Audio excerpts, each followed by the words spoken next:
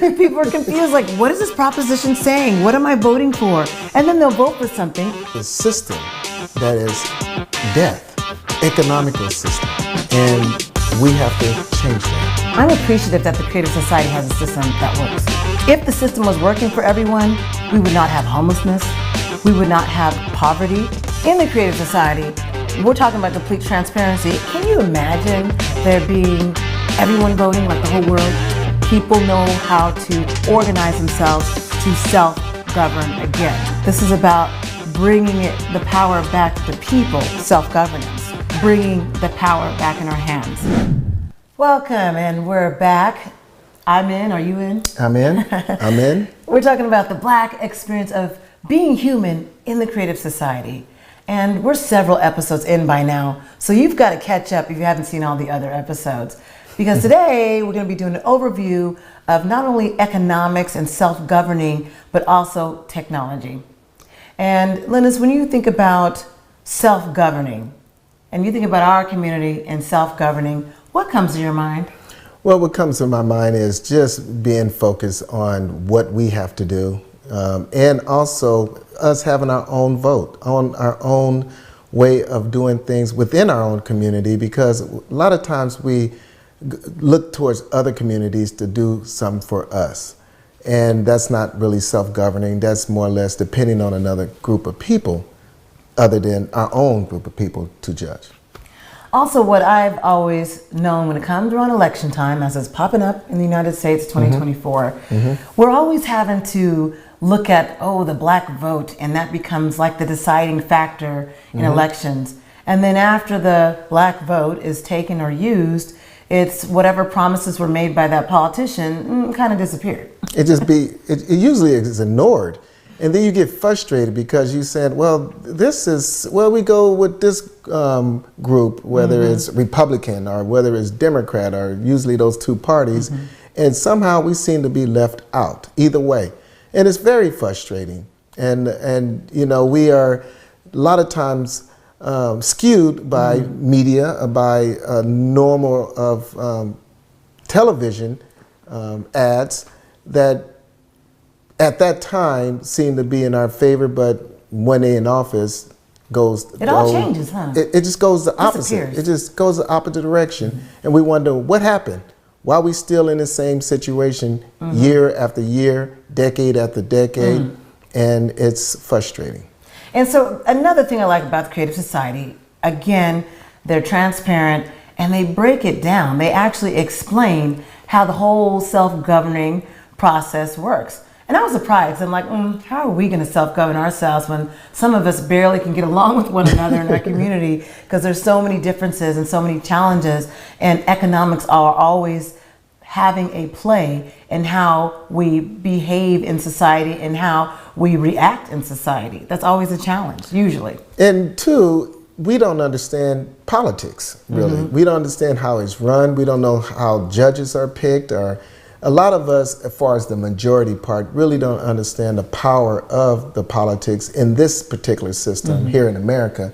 So we get the shorter end of the stick all the ways.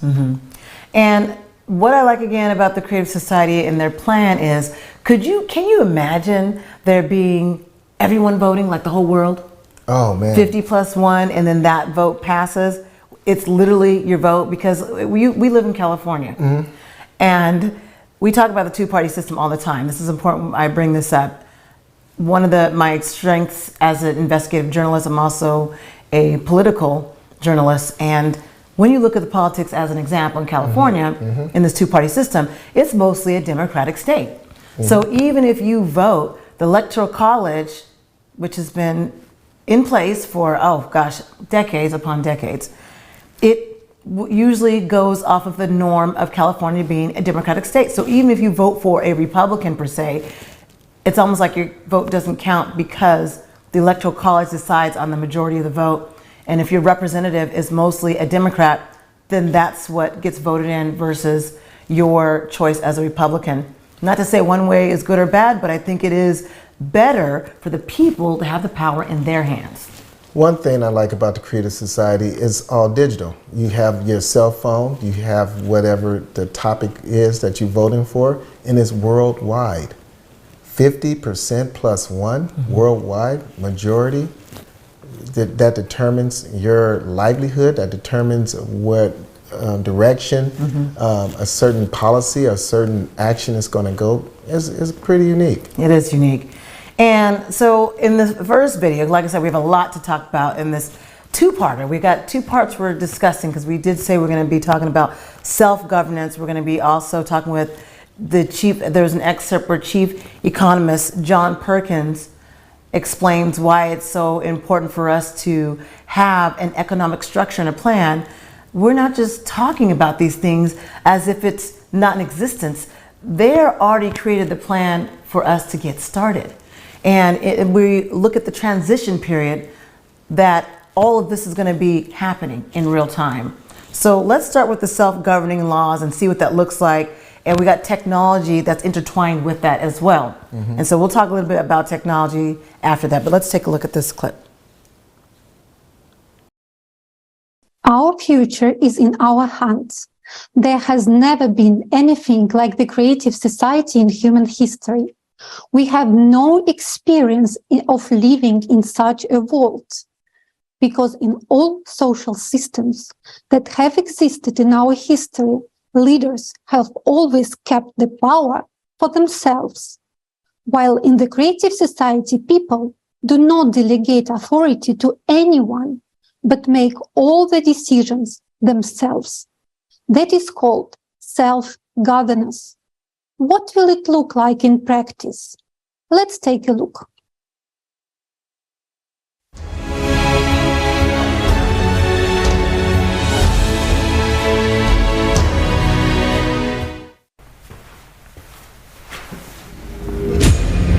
Life is like a chess. Pawns can only move forward and one at a time, and they're often sacrificed. Knight can move in an L shape and can cleverly outmaneuver the others,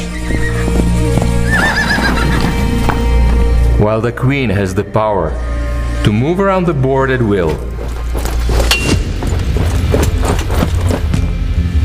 We get used to the rules and obediently follow a single game. The same happens in society.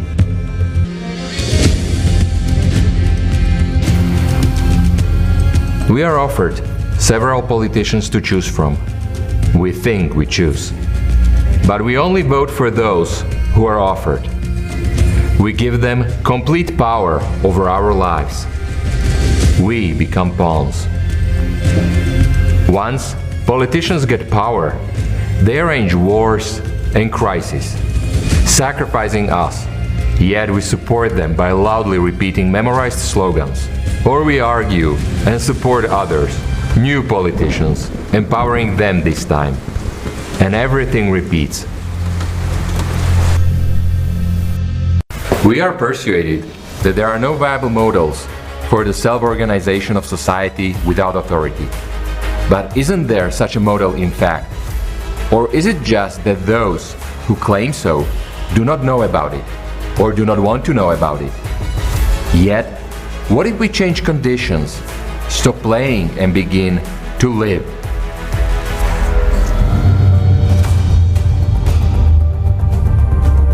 What will a world look like where people are in control of their own lives, self-organized, and truly free and conscious in their choices?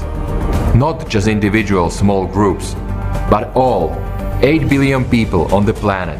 There is such a model, and it is called the Creative Society.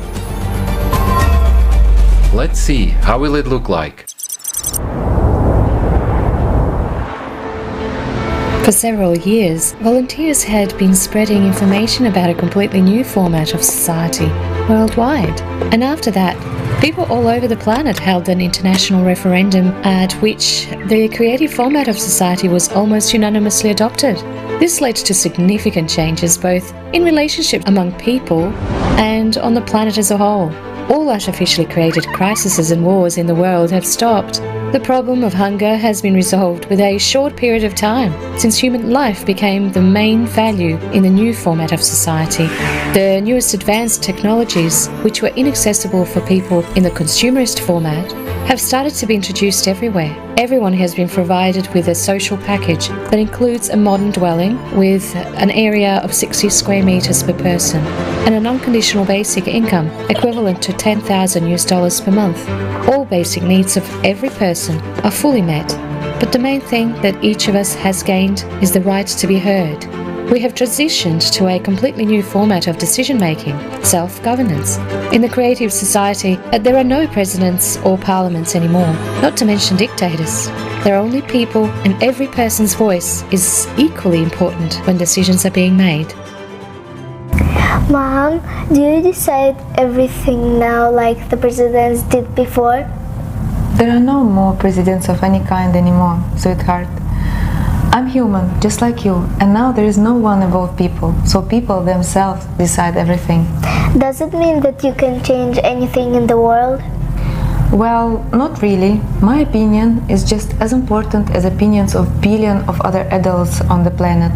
But one person, no matter who he is, cannot promote the project which only he himself likes and which most people are not satisfied with. Why? Because majority must vote for it. So I'm going to pause there for a moment to discuss that, because that can be a hard concept for people to understand self-governance. Well, if we look at how the United States was built, separating themselves from England, they came over here and they had to rebuild a society and a government that worked for them at the time.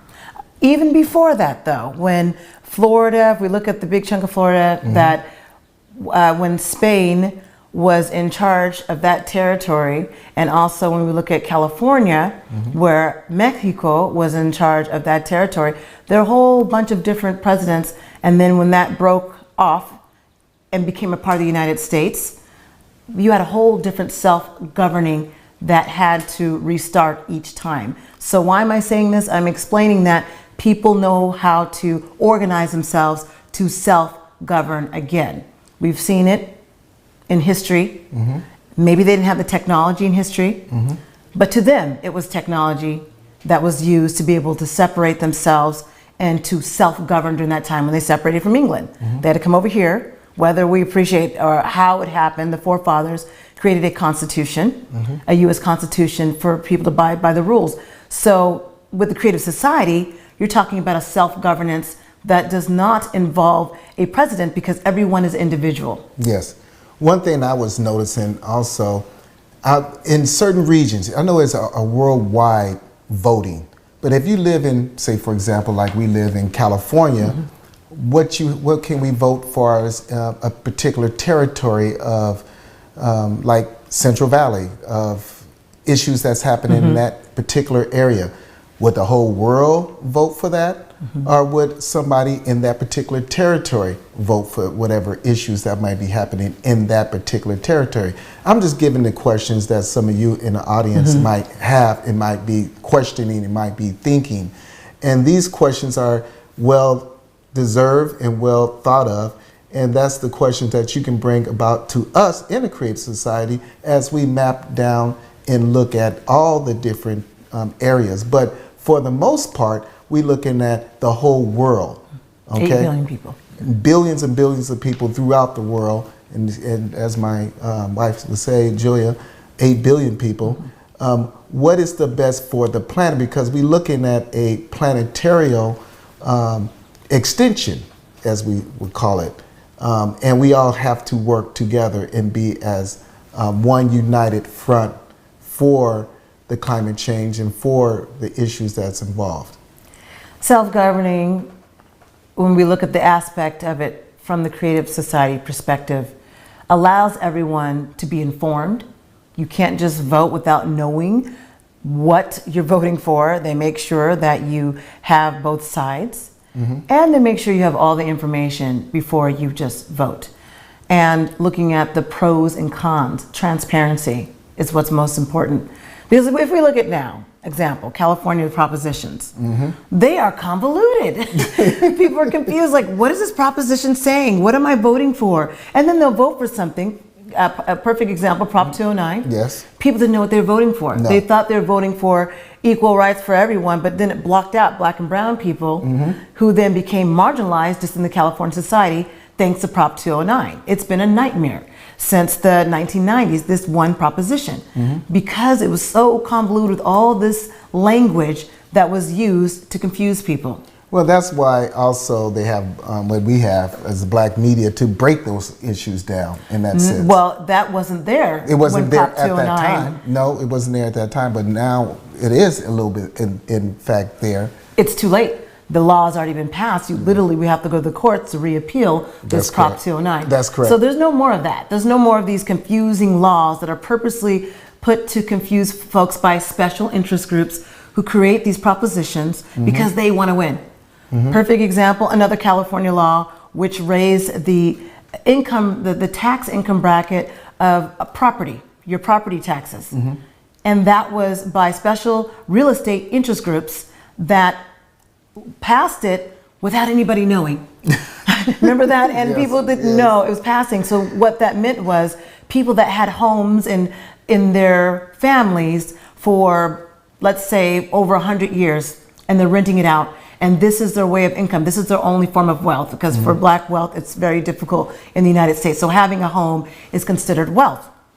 Unfortunately, what they did was, in this new law that would have to be reappealed, which these special real estate interest groups passed, the property is taxed based on the current tax bracket. So even if the home was bought in 1950 and the taxes were much lower, let's say that the taxes in 1950 and property tax was about $100, and you're renting this property out.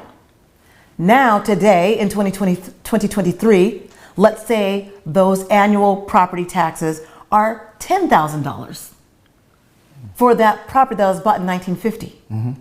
That's the problem. Yes. And this is the law that was passed, just giving you an example of all these convoluted laws. In the Creative Society, we're talking about complete transparency and no taxes, first of all. Want to get that clarified. And no property taxes. But your vote will actually matter.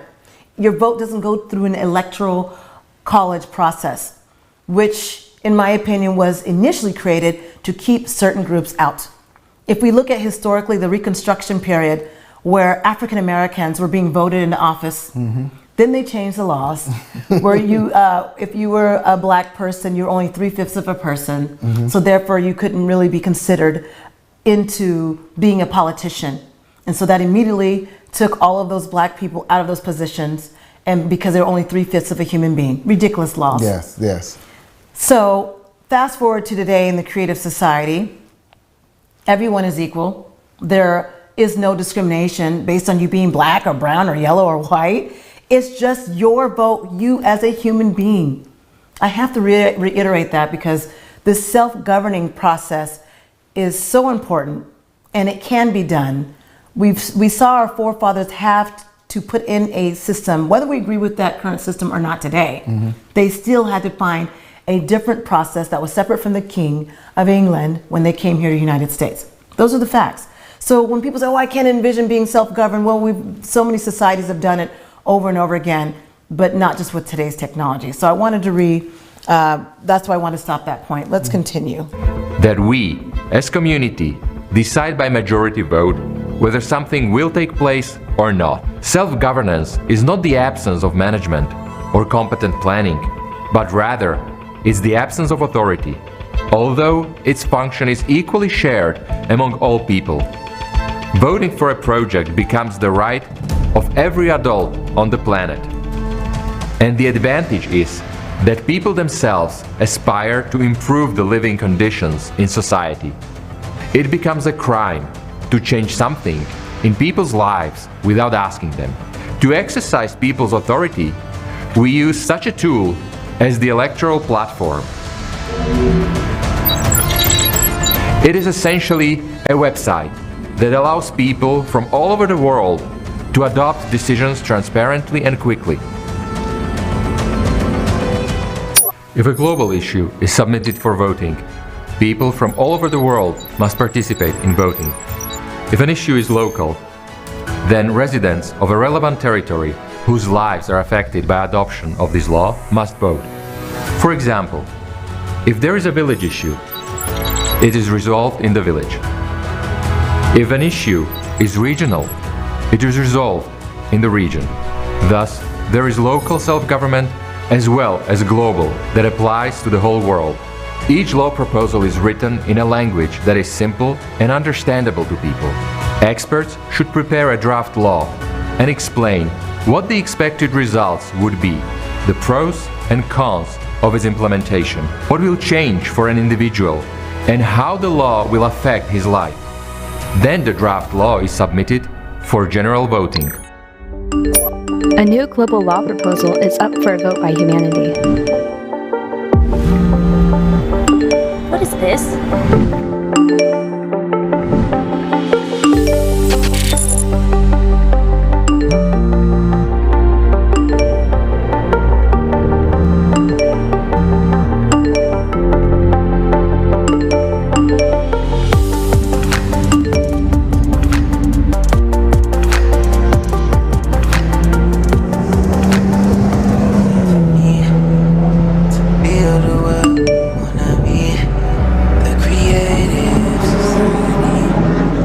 Read out the draft law. Global law proposal on introducing fuel-free power generators worldwide.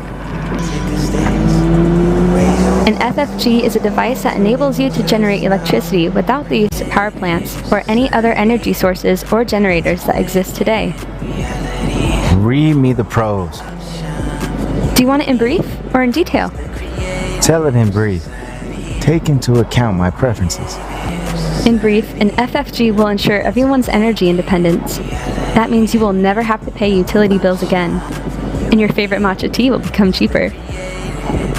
Just like all the other goods and services, because there will be no electricity charges. FFGs will also benefit the environment. Taking into account your hobbies and preferences, your biggest benefit from implementing FFGs will be that you won't have any need to fill up your car. Okay, I vote.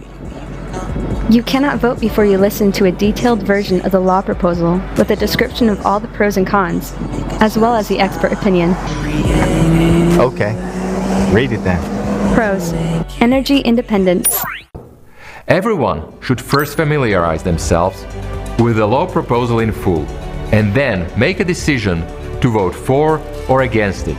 A person votes directly, without intermediaries, because this decision will affect his life. A law is considered adopted if it is supported by the majority of people, 50% plus one vote. That's interesting. The project is global. Pros. Okay, cons. Who's the initiator? A group of experts from power supply sector. They have a good rating. Disadvantages of implementing FFGs. So I wanted to pause right there, right? Self-governing. We read your comments, by the way, online, and we appreciate your comments, and thank you for that. And so I read one of the comments where they felt that this was going through, or they made the comment in reference to that this is socialism. However, I say that this is about bringing the power back to the people, self-governance. I don't know if that's called socialism. I think that's called bringing the power back in our hands. And I remind everyone that before every society began, they had to self-govern. I like what Jeremy said, representing the people of Lakwa. He said that all of the tribes have always practiced self-governance. That's nothing new. That's always been there. That's always been the same. And hence they've been able to thrive, and their tribes have always been able to stick together and stay together. So that's the perfect example of self-governance that works. One thing I noticed also that it explained in detail what voting is in the regions, and votings in whether it's a tribe or whether votings in a particular territory versus all over the world. And right now you have to ask yourself, is this system working for you? What we are in now? Where we are at now, whether you're black, Hispanic, whether you're white, whatever color, whatever region, whatever area. How is your life managed now with this form of voting? The difference is we have the technology. You notice that the votes are handed with handheld cell phones. That's modernized. Well, we didn't have that back in the 70s or the 60s or the 40s. Now you can communicate all over the world simply with your cell phone. So the technology is here now to where we can self-govern and also, through the Creative Society, put ourselves in a position where the people have the power and you will be empowered. And the Creative Society is one way and the only way, we keep saying, because it's about bringing everyone unified under one umbrella, one race, which is the human race. And so you hear us say that over and over again. It's not a canned phrase, no joke, no hoax, as Roy Starr would say, our friend Roy Starr here, because we know the plan, because we've gotten to see it, we've gotten to understand it. So that's what we're doing here in the Black experience of being human in the Creative Society, is just explaining the excerpt that we thought would be important, because I know self-governance is important to you and me. Yes. And we don't like some of the laws where in our region, and we didn't get to vote on most of the laws in our region, because when we vote, people in our community feel like their vote doesn't matter, so they don't vote at all. And people say, why vote? The system's never going to change. It's always a select few. They're going to have the power. So why should I even vote? They tell us that all the time. Yeah, it was a time in my life when I was younger, I didn't really vote. We felt the same way. You know, what's the use? You know, it's the same old process, the same old system of discrimination that we feel, at least I feel, every day. So you feel that you're not empowered. You feel that your vote don't matter, and it's the same thing over and over and over again for not just a year, for decades and decades and decades. And you don't see the kind of quality of life that you would like to see, particularly in my own community, the Black community, throughout the regions where I live. And you feel frustrated, and you get tired of being frustrated, so you just say, oh, what the hell, I'm not going to do it. I don't want to do it. You feel insignificant. You feel very insignificant. That's the key word, insignificant. Yeah. And so we want to let you know that there's been chief economists involved. So John Perkins is the next clip we want to play for you, to let you know that there have been some experts in operation, making sure that we have a plan that works. And they have either done the research or have learned from other cultures, other societies where they are self-governed. And like I said, most countries that were built had to start in some type of self-governing stage where all the people had to be organized. Whether we agree with the format or not, everyone had to go through that process, either or. So let me cue it to that. Who calls today's economy the economy of death. He writes about it in his best-selling book, The Confessions of the Economic Hitman. So John Perkins is a specialist who knows the consumer's format system from the inside out. He understands more than anyone that the current economy system leading us all down a blind alley. It has been a pleasure to meet him, and we're delighted to have him today with us. John, the floor is yours.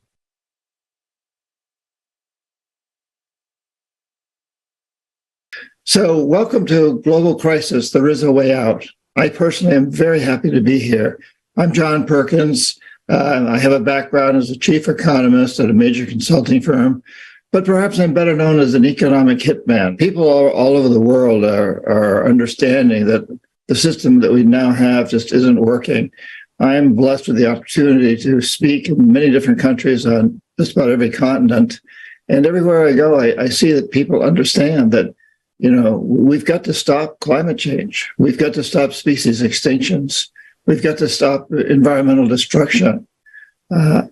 People know this everywhere. And so those are all symptoms of the death economy. We know we've got to turn this around. We've got to create an economic system that works. It's an illusion to think that we don't have power. We in some respects, we're living in this illusory society where everybody's told, and the advertising tells us, and politicians tell us that that somebody else has the power. We have to turn to them. But the fact of the matter is, if you look at the people who've changed throughout history, whoever your heroes are, these were just human beings. And when they started, they didn't know they were going to become heroes. They didn't know they were going to become world known. And you may not become world known, or you may not want to be, but you can play an incredible role. And once you get started doing this, the satisfaction that it brings is phenomenal. Whenever we realize that we must change and we start to invoke these changes and we start to implement these changes, there's always pushback because the status quo thinks that they don't want change. And little do they know, even the very richest and most powerful people politically, they're in trouble. They're in a lot of trouble. The planet's in trouble, and so they're in trouble. But they'll push back, and that's historical. But whenever there's pushback like that, we can take strength from it. We realize they're pushing back because they know that we're winning. And it doesn't matter from what country you hail, what your religion is, or your nationality, or your culture, or the color of your skin, or anything else. We're all in this together. And we are unified in the fact that we're all threatened by the death economy. So let's recognize that it's also important to unify to develop a life economy. It's happening, and people like you and I and everybody who's participating in this magnificent program is part of that. It's an exciting time. Thank you, everybody, for participating in this, and what an amazing time we're in, and like this. Interconnected global system that we're participating in is amazing. Thank you. I appreciate what you're doing. So we just watched that the system is not working. And that's exactly what we were just discussing, is that the politics only work for the select few. It's not fair. Even if you are wealthy, he said, is you living in a death environment in a sense, because we are dealing with climate change. Just look around you. Just go to different parts of the world, or not even go different parts of the world. Just look in your phone and go on YouTube and see that there's snow over here. In April. and wind is blowing like something that's out of this world. And you see the rain that's coming down and flooding certain areas. Wealth is not going to cure that. Celebrity status is not going to cure that. We're dealing with some serious problems right now, and we all, again, has to come together. You have a chief economist is talking about the system that is death, basically, economical system, and we have to change that. I'm appreciative that the Creative Society has a system that works. It's been researched by, again, chief economists like John Perkins, showing what does work for everyone. If the system was working for everyone, we would not have homelessness. We would not have poverty, which is what we have now. If you go throughout California, the poverty is stricken so many different cities throughout California. I promise you it's a sight that you don't want to see. But guess what? This poverty is not only happening within the United States. You can go to other countries and see the same thing. And so we know the system is not working because people are starving all throughout the world in different countries. We have the system here at the Creative Society where people no longer have to starve. And that's when we get to talk about the technology, the replica, and also the capsule, because people's health are also in jeopardy. So we're going to give you a briefing right now, and let's talk a little bit about technology. And then in our part 2 system, our part 2 episode, we're going to show you everything. We've gotten to see how technology is helping us with the election process, with the self-governing process. That is very important. Very important. Now, when I was growing up in the Silicon Valley, in my backyard was IBM, Xerox, Apple didn't exist yet. Steve Jobs was just a young guy. And that was something like this iPhone wasn't thought of. Wasn't thinking about it. Back then we had the old school computers, like the black and green screen. And you had to know MS-DOS so that you could do the coding and make the screen do all kind of repeats. So that is the technology back then in the 1980s where people could not think of this iPhone. You know, when I think of the iPhone right here, let's go back. Let's go back in the 70s. All right. We have to memorize phone numbers and write it down. If you want to call your grandmother or you want to call your friend, you have to memorize but wait, there's it. more. Tell them about the landline. They don't know. Maybe some people don't know what that is. Yeah, I'm showing my age. Okay, for the millennials, you probably don't remember this, but the landline, you have to remember. You have to dial. They won't remember, but you remember. Are you punch the keys on the phone and everything else? It was just limiting is the best way to say it.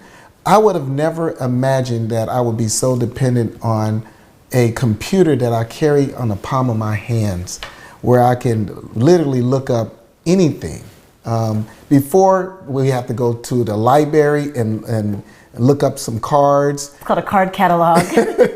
A card catalog, and discover a book.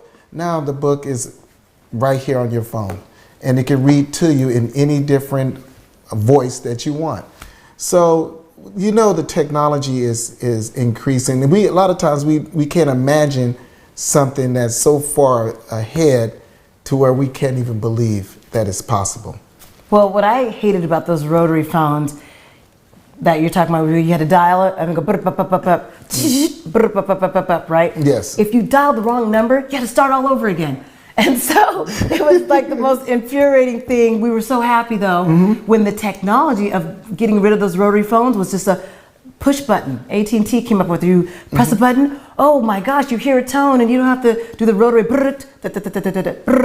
No more of that. We were so happy about just being able to push the buttons. Remember when you have to go to a phone booth and you have to put a dime in a phone booth? They don't know what a phone booth is. No, okay. Some people do. The ones that do know. You go to a phone booth, and if you don't have coins, you can't make a phone call. Or if the phone booth is taken up by somebody, you have to wait in a line. We don't have that now. We have access to reaching people at will. Yeah. You know, the phone booth became obsolete because technology itself became refined. We didn't complain then. I didn't complain about the phone booth because I remember having to call someone across the states and it cost like extra money. It was like 25 cents and I was running out of change and it would only last for like 3 minutes and I don't have any more change and okay, and it just hangs up on you. And so technology, we have to embrace it because we've always embraced it and we've always been happier when something different comes to make our lives easier. Most people don't have landlines as much anymore, which means a plug in a phone line that you plug into your system in your house, and that's what's called a landline. I remember we were at my girlfriend's house. We were at I think it was maybe Thanksgiving, and she said her kids were at their grandparents' house. A phone was ringing. They didn't know what it was, so they didn't know how to pick it up. And so everybody was staring at the grandmother saying, like, what is that? Because she was like, why isn't anybody picking up the phone? But her children didn't know what a landline was. And they didn't know that was a phone. That was the funniest story when Marie told us about that. And the whole thing is, that's okay, because technology is always going to keep changing, making our lives better. And we can't be afraid of technology. No.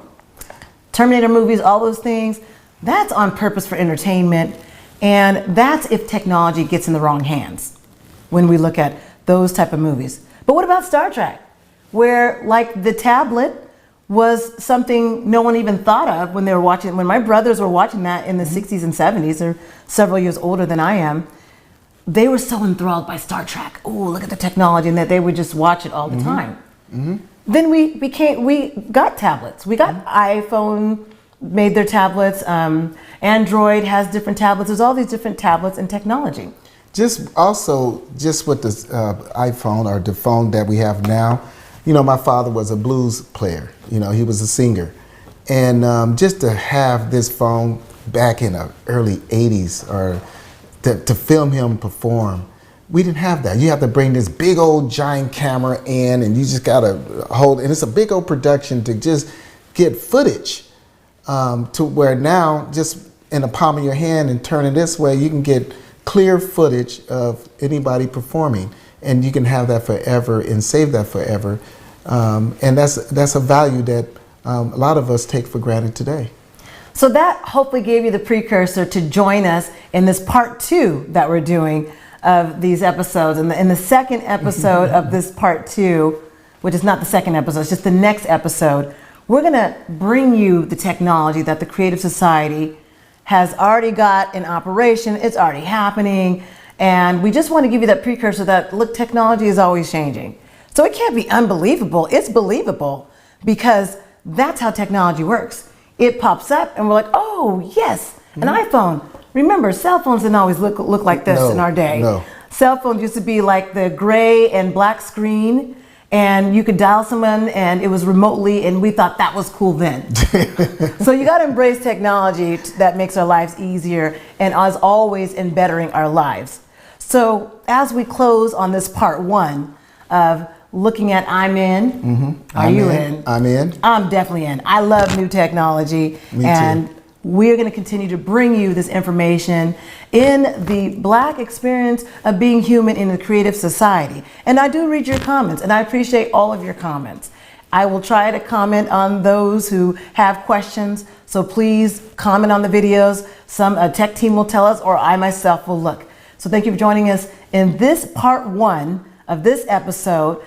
Join us in the next part 2, right after this next episode that you're watching, so we can break it down about the replicator and about the capsule. Oh, you got to hear about the capsule. Oh, yes. My name is Dudley Najieb, along with Lennice Najieb. And until the next episode.